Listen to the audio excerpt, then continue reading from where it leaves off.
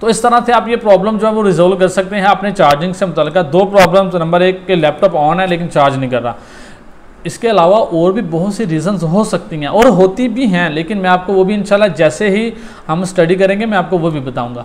Number एक कि laptop को बंद करके चार्जिंग लगाएं तो वो करता है, ऑन करके लगाएं तो वो नहीं करता, ठीक है।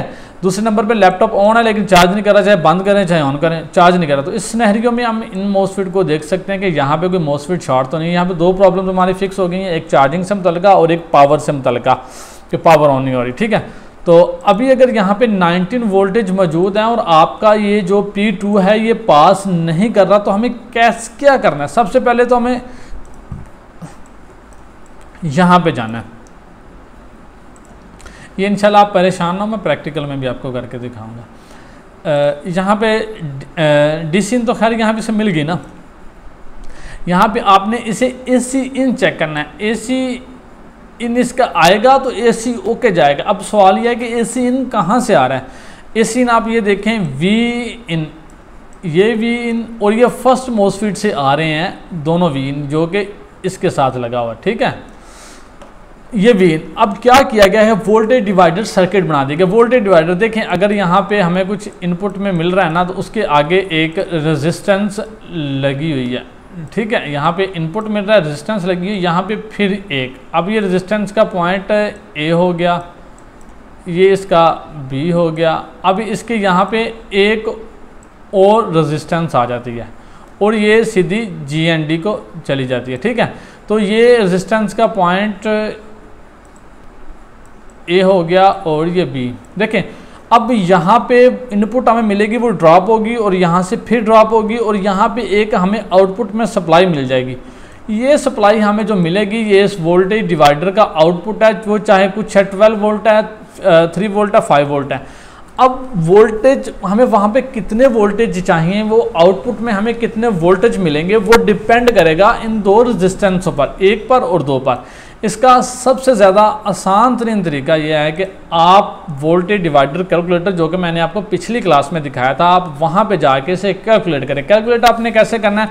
सबसे पहले आपने V इन सप्लाई लिखनी है। V इन सप्लाई आपको मालूम है कि जो चार्जर से आउटपुट में हमें यहाँ पे मिल रही है वही हम यहाँ लिखेंगे। वहाँ पे वो है 19.5 वोल्ट या 18 जितनी भी है, 12 वोल्ट है, वो 16 वोल्टेज हैं, जितने भी हैं वो आपने वहाँ पे करनी। उसमें जो फर्स्ट रेजिस्टेंस आपने कौन सी लिखनी है? जिसके इनपुट पे ये पावर सप्लाई मिल रही है, जिसके इनपुट पे ये सप्लाई मिल रही है वो है PR1 to 4 और इसका जो इसकी वैल्यू है वो यहाँ पे दर्ज है 232 के। आपने जो फर्स्ट रेजिस्टेंस लिखनी है वो 232 के है और वहाँ पे आपने ओहम की बजाय किलो ओहम करना है, क्योंकि ये लास्ट में के है तो इसका मतलब ये है कि किलो ओहम है। और जो दूसरी रेजिस्टेंस है वो 49.9 के है, वो आपने लिखनी है और आपने उसे कैलकुलेट पे क्लिक करना है। तो वहाँ पे आपको जो आउटपुट में देगा वो यहाँ पे हमें आउटपुट में मिलना चाहिए। अगर वहाँ पे और यहाँ पे आउटपुट में कुछ डिफरेंस है तो वहाँ पे इसका मतलब है कि प्रॉब्लम हो गई है। इन केस कि अगर आपको यहाँ पे AC इन नहीं मिल रहा तो आपने यहाँ पे फर्स्ट रेजिस्टेंस पे V इन चेक करना है, सेकंड रेजिस्टेंस की वैल्यू चेक करनी है और थर्ड रेजिस्टेंस की वैल्यू चेक करनी है। अब इसमें दो चीज़ें हो सकती हैं, या तो इनमें से V इन ना मिलने की सूरत में या तो इनमें से कोई एक रेजिस्टेंस शॉर्ट है, मतलब सॉरी ब्रेक हो गई है, बर्न हो गई है, दोनों में से कोई एक, तो आपने उस रेजिस्टेंस को लगा देना। फॉर एग्जांपल अगर आपको रेजिस्टेंस इस वैल्यू की नहीं मिलती, इस वैल्यू की रेजिस्टेंस नहीं मिलती तो आपने क्या करना है? आपने सबसे पहले तो घबराना नहीं है। आपने पता क्या करना है? आपने ये रेजिस्टेंस उसी कैलकुलेटर की मदद से रेजिस्टेंस को कम या डाउन, ऊपर वाली और नीचे वाली को कम या डाउन करके देखते रहना जो आपको मिलती है।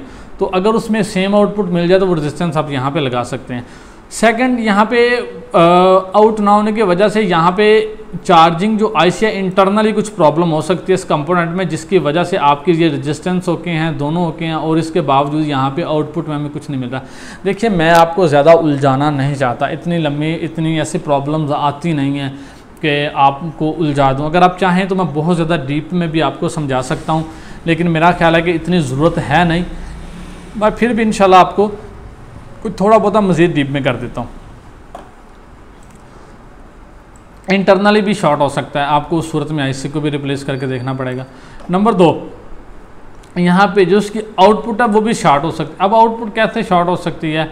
ये देखें कहीं ना कहीं ये उससे कनेक्टेड हो सकता है ग्राउंड से, कोई कैपेसिटर, जैसे कि ये कैपेसिटर है, क्योंकि और कैपेसिटर है जो कि GND की लाइन और उसकी पॉजिटिव लाइन से कनेक्टेड है, वो शॉर्ट हो सकता है।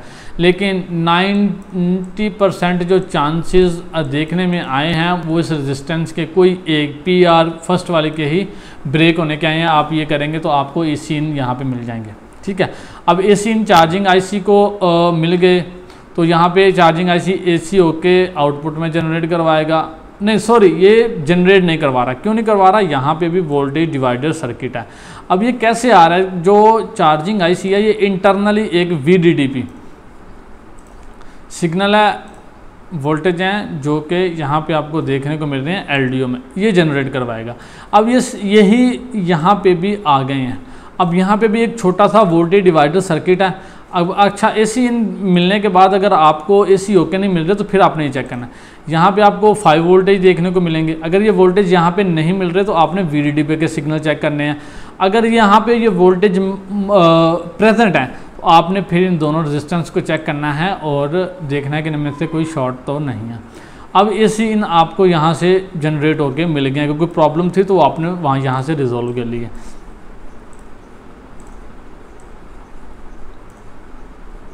वहाँ पे AC इन तो मौजूद हैं, प्रेजेंट हैं, लेकिन यहाँ पे we don't have AC present signal, AC in signal at this point. कि उसका रीज़न ये हो सकता है ये रेजिस्टेंस ब्रेक है। अगर ये रेजिस्टेंस ब्रेक है तो आपको फिर भी ये मोसफिट जो है वो ऑन कंडीशन में नहीं मिलेंगे, तो ये भी मसला हो सकता है। आपने ये भी चेक करनी है।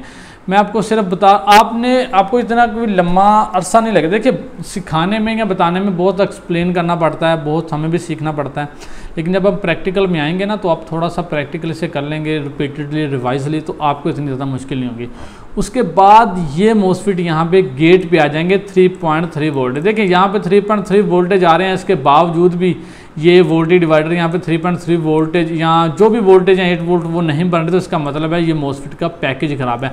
अब ये एक पैकेज में 2 हैं, तो आपको एक मोसफिट को चेंज नहीं करना पड़ेगा, आपको ये पूरा पैकेज, आप एक नहीं ना चेंज कर सकते, तो आपको ये दोनों मोसफिट ही चेंज करना पड़ेंगे, तभी ये चीज़ जाके यहाँ पे हमारे काम आएगी, ठीक है। तो ये छोटा सा सर्किट था, उसमें मैंने आपको बता दिया व्हाट हैपेंड। अच्छा, एक और प्रॉब्लम यहाँ पे रह गई है, मुझे अभी याद आ गई कि सारा कंप्लीट है। यहाँ पे भी हम देख रहे हैं कि 3.3 वोल्टेज, वो गेट के वोल्टेज ओके हैं, वो जितने भी आप वोल्टेज कैलकुलेटर की मदद से देख लीजिए। यहाँ पे भी ओके हैं, यहाँ पे भी ओके हैं, P2 पे भी वोल्टेज आ रहे हैं यहाँ पे, इसके बावजूद भी यहाँ पे वोल्टेज जंप नहीं कर रहे। Then what is the reason? Reason is that कि यहाँ पे जो 19 वोल्टेज है वो शॉर्ट है, इसकी वजह से भी जंप नहीं करेंगे। अब देखिए 2 सूरतें देखने में आएंगी। अगर तो 19 वोल्टेज शॉर्ट हैं तो बाज़ औक़ात ये होता है कि बराह रास्त चार्जर की लाइट ही बंद हो जाती है, और बाज़ सूरतों में लाइट बंद नहीं होती। इन सम कंडीशंस के लाइट तो नहीं होती ऑफ, लेकिन यहाँ पे वोल्टेज भी जंप नहीं कर रहे होते। तो आपने यहाँ पे 19 वोल्टेज की शॉर्टेज को रिमूव करना है, तभी ये वोल्टेज आगे जाएंगे और आपका लैपटॉप टर्न ऑन होगा।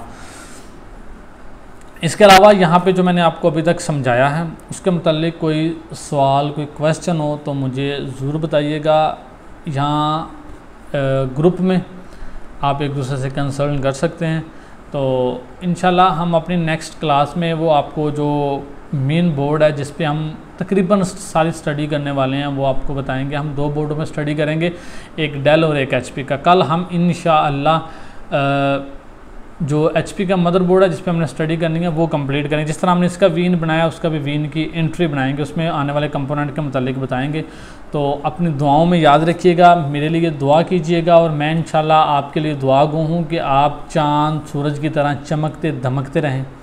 आप अपने इर्द गिर्द अपने अज़ीज़ो कारब के लिए रहमत और बरकत का बाइस बने।